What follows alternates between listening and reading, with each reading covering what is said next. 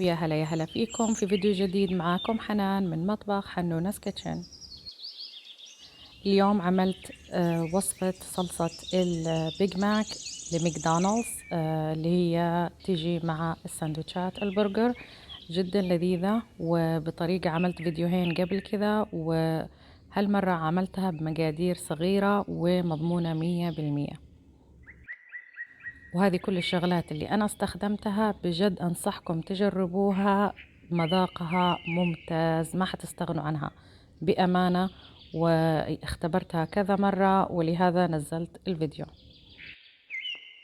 المقياس اللي أنا استخدمته اللي هو المعيار الأمريكي لملعقة الطعام أو للأكواب. المواد هذه كلها ضرورية، إلا إذا حبيتوا تعملوا بديل فأكيد حيختلف شوي الطعم.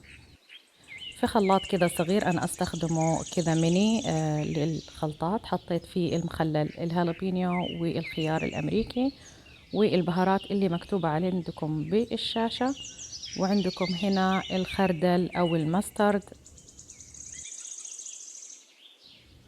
والكاتشب، وبعدها الشطة أو الهوت صوص براحتكم، الهوت صوص اختياري.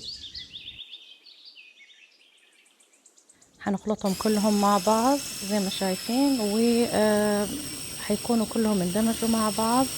زي ما قلت لكم هالوصفة ممتازة، وإذا تستخدموا المعايير والأشياء اللي أنا استخدمتها فعليا ممتازة.